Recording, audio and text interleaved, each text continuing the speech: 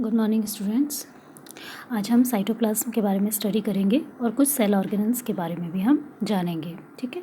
सो cytoplasm क्या होता है? देखिए, हमने जब सेल स्ट्रक्चर की बात करी थी, बेसिक स्ट्रक्चर में हमने सबसे पहले पढ़ा था सेल मेम्ब्रेन और न्यूक्लियस। ठीक है।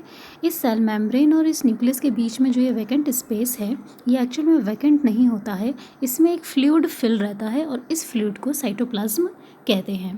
ठीक है।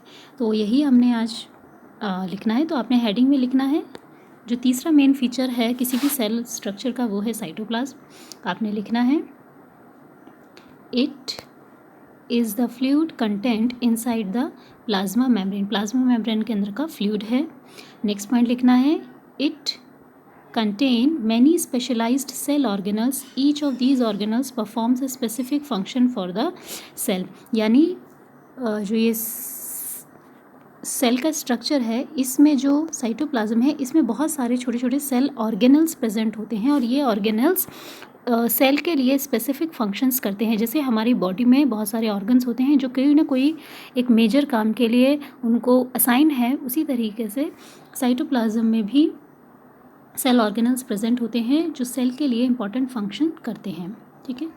नेक्स्ट है, यहाँ पर एक टॉपिक दे रखा है वायरसेस के बारे में। ये आपने लिखना नहीं है, इसको एज इट इज़ हम समझ जाते हैं। इसमें दे रखा है कि viruses lack any membranes and hence they do not show any characteristics of life until they enter a living body.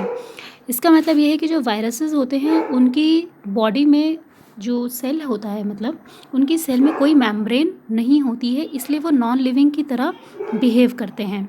ये तब तक नॉन लिविंग की तरह बिहेव करेंगे जब तक ये किसी लिविंग बॉडी के अंदर एंटर नहीं कर लेते हैं और वहाँ जा कर के उस लिविंग होस्ट की सेल की मशीनरी को यूज़ करके वहाँ मल्टीप्लाई या अपनी पॉपुलेशन नहीं बढ़ा लेते, रिप्रोड्यूस नहीं करते हैं। तब तक ये नॉन लिविंग की तरह ही एक्ट करते हैं। ठीक है। नेक्स्ट आता है, हम सेल ऑर्गेनल्स पढ़ेंगे। जो अभी आपको बताया कि साइटोप्लाज्म में सेल ऑर्गेनल्स प्रेजेंट रहते हैं।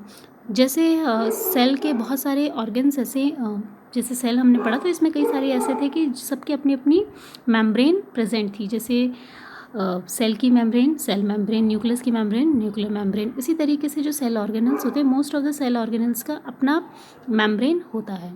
सबसे पहला जो सेल ऑर्गेनल हम पढ़ेंगे वो है एंडोप्लाज्मिक रेटिकुलम। ठीक है।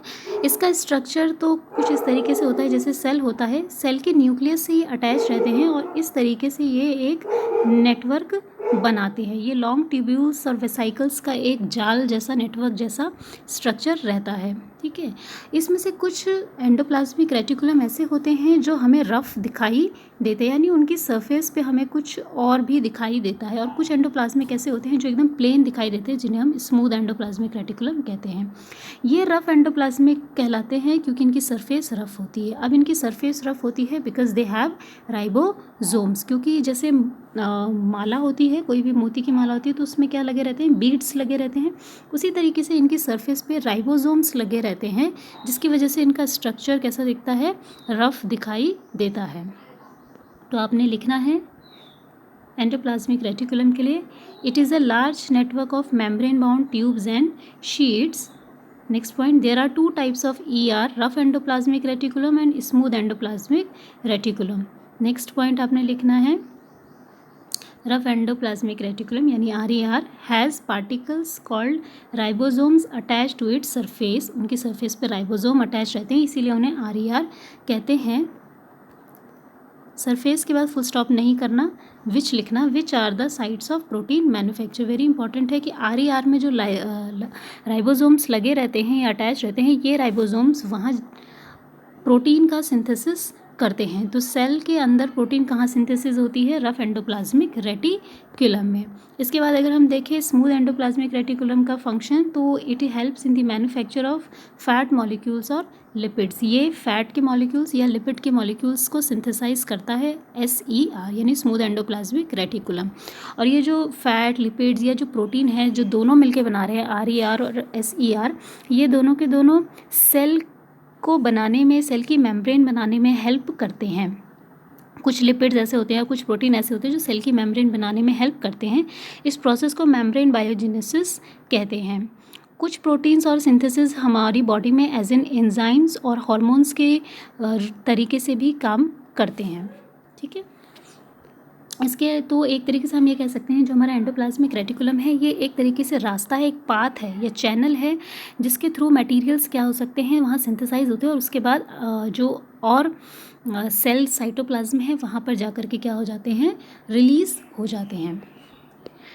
इसके अलावा SER का एक और फंक्शन है वो भी आपने लिखना है। In the liver cells of the vertebrates, vertebrates कहते हैं एक एनिमल्स का एक स्पेशल ग्रुप होता है उन्हें हम वर्टिब्रेट्स कहते हैं, जो हम नेक्स्ट चैप्टर में आगे चैप्टर्स में पढ़ेंगे कि किन्हें वर्टिब्रेट्स कहते हैं।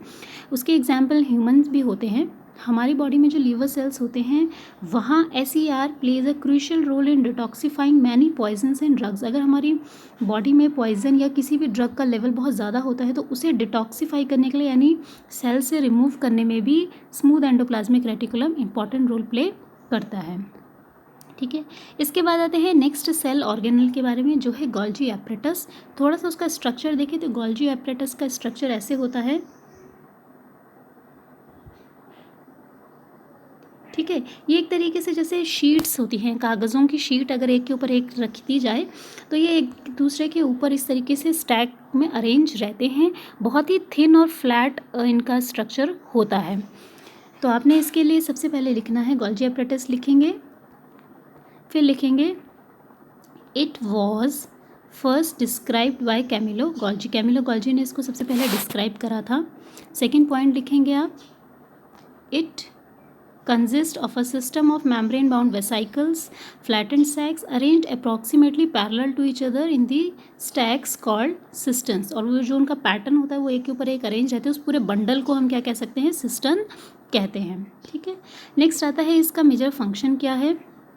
तो देखिए, the material synthesise near ER it is packaged and dispatched to various targets inside and outside the cell through the Golgi apparatus. यानी ER में जो भी प्रोटीन लिपिड्स वगैरह बनते हैं, फैट मॉलिक्यूल्स बनते हैं, वो सारे के सारे मॉलिक्यूल्स गोल्जी एपरेटस उनको क्या करता है, पैकेजिंग करता है और जो टारगेट ऑर्गन्स हैं या टारगेट सेल्स हैं वहाँ तक डिस्पैच करने का, वहाँ तक पहुँचाने का काम करता है।